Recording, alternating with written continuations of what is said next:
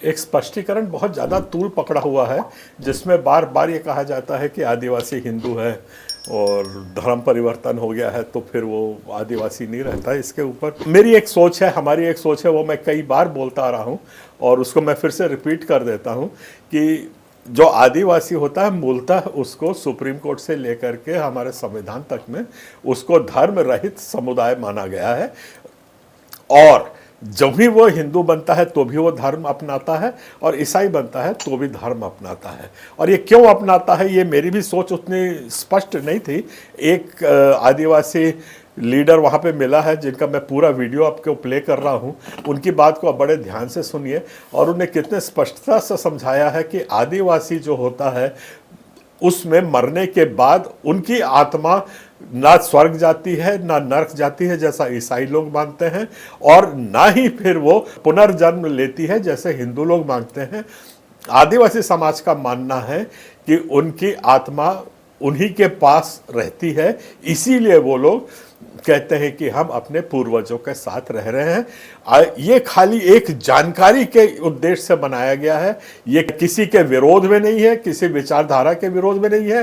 ये आम जागरूकता के लिए है कि लोग समझें ये जो मरने के बाद की स्पष्टता क्या है अलग अलग धर्मों में, अलग अलग विश्वासों में, उनको मैं यहाँ पे उजागर करने की कोशिश मैंने की है।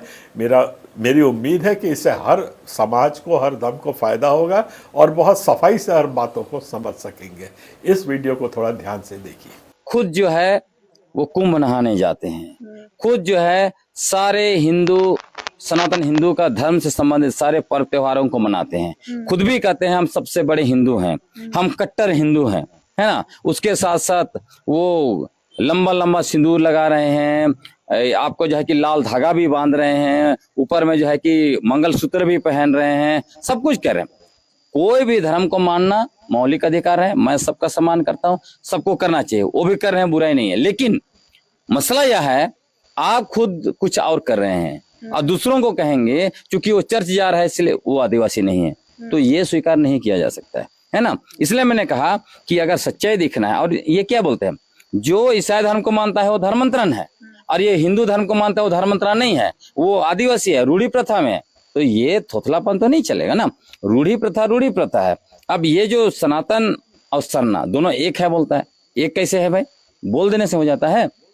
फिलोसफी देखिए, सरना जो मूल आदिवासी फिलोसफी है उसमें क्या है, स्वर्ग नरक की अवधारणा नहीं है। जो मतलब मरने के बाद आत्मा स्वर्ग और नरक नहीं जाती है, वापस घर में आती है। इसीलिए हम लोग कहते हैं पुरखों के साथ आदिवासी रहते हैं। हिंदू धर्म में 7 जन्म होता है। फिर आप कैसे बोलेंगे कि सरना और सनातन एक है, आप नहीं बोल सकते। उसी तरह पाहन सरना धर्म से संबंधित या सरना के अलावा जो भी प्राकृतिक धर्म से संबंधित जो हैं, सारे आदिवासियों के अंदर आपको अलग अलग पुजारी मिलेंगे, चाहे वो खड़िया, मुंडा हो, संताल, बैगा, कहीं भी। हिंदू धर्म के अंदर में 6000 जातियां और जो है 25,000 उपजातियां हैं। वहां सिर्फ एक जाति ब्राह्मण, वही पुजारी है, वही पूजा कर सकता है। तो यदि सरना सनातन एक रहते तो ब्राह्मण ही पूजा करता ना आदिवासियों का। क्यों जो है कि पाहन है, क्यों देवरी है, क्यों अलग अलग जो कि बाएगा क्यों है ना। तो सभी चीजें अलग है, ते भी बोलेंगे कि नहीं सरना सनातन एक है, तो ऐसा नहीं चल सकता। इसलिए मैंने ये कहा था। और इसमें मूल रूप से खासकर जिस तरह से हमारा कल्चरल आइडेंटिटी, हमारा लिंग्विस्टिक आइडेंटिटी और हमारा मूल आइडेंटिटी जो एथनिसिटी है, उसको ये लोग रिलीजियस आइडेंटिटी में फिक्स करने की कोशिश कर रहे हैं।